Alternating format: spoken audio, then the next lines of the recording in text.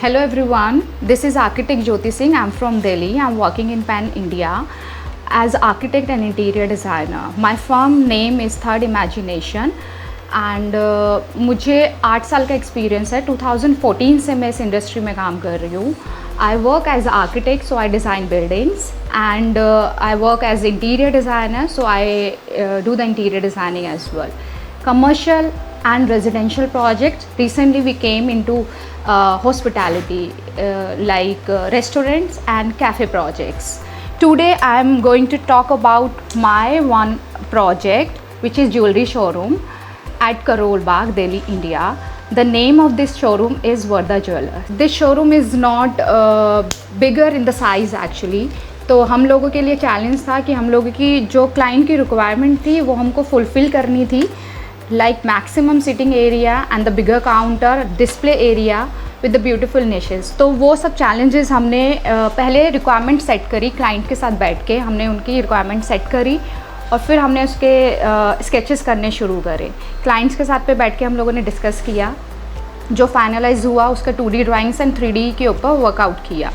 सो challenges ये थे कि छोटा एरिया है तो हम लोग डार्क कलर नहीं ले सकते, नहीं तो वो और ज़्यादा छोटा लगेगा.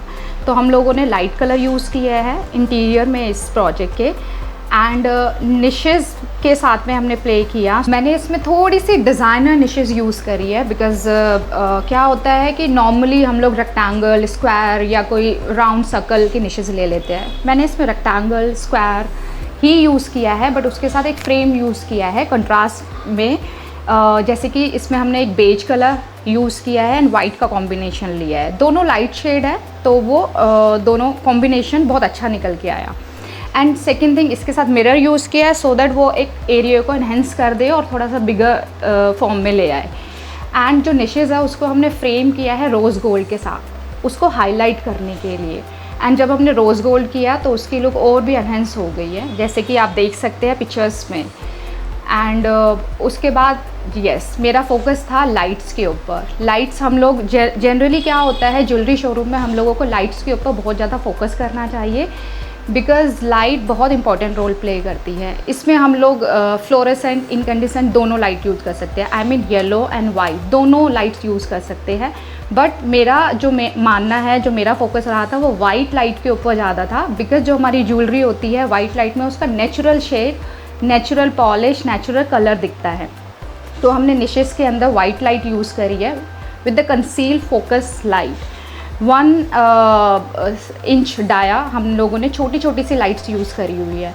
एंड आप देख सकते हैं निशेस हमने रेक्टेंगल फॉर्म में यूज़ करी हुई है. एंड उसके निशेस की जो हाइट रखी हुई है वो हमने आई लेवल के कॉन्टैक्ट बिल्कुल आई लेवल पे रखी हुई है सो दैट जो भी हमारे कस्टमर है वो ज्वेलरी को ईजिली देख पाए. एंड हमने पेडेस्टल यूज़ करे हुए हैं, ज्वेलरी के लिए पेडेस्टल्स यूज़ करे हुए हैं जो कि उसका भी एक हाइट इस तरह से रखी हुई है कि उनके जो आई कॉन्टैक्ट है उसमें भी वो ज्वेलरी के ऊपर फोकस कर पाए. सेकेंड टाइप ऑफ निश जो मैंने दी है वो थोड़ी सी टिल्टेड दी है. आपको देखने में वो टेढ़ी लगेगी बट एक्चुअली वो हम लोगों ने कटिंग करके उसको टेढ़ी बनाया हुआ है जो कि मेरे डिज़ाइन में ही था.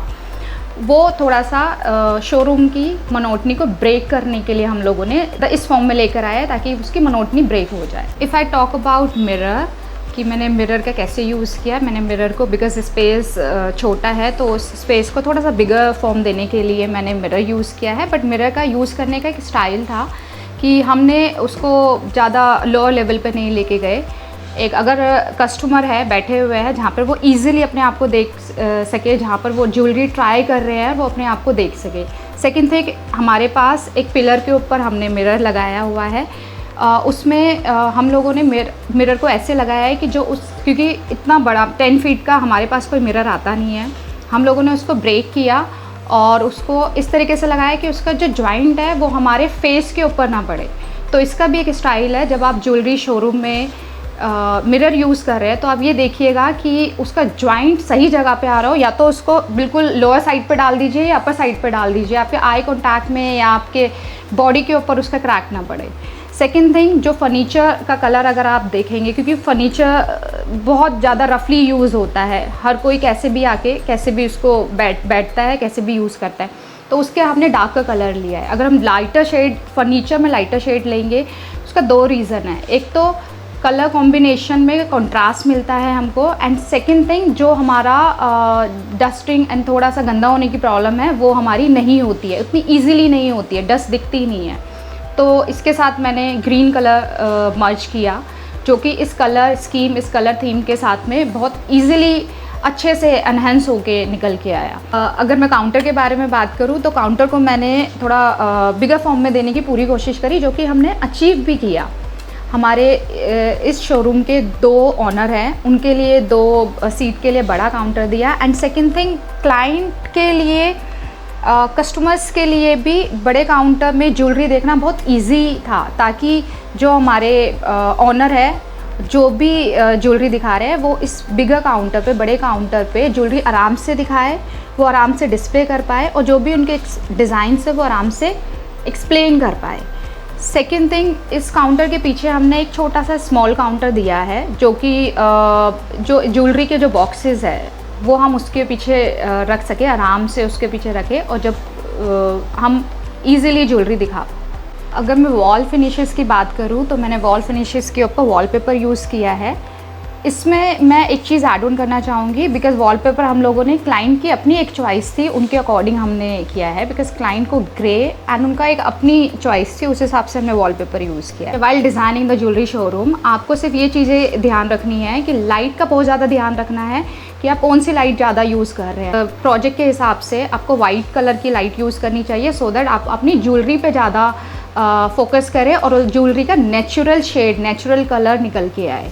This is all about my project. अगर आपका कोई भी क्वेश्चन हो इस डिज़ाइन से रिलेटेड या कोई भी डिज़ाइन से रिलेटेड, इंटीरियर डिज़ाइन से या आर्किटेक्चर से रिलेटेड, आप हमें कॉन्टैक्ट कर सकते हैं।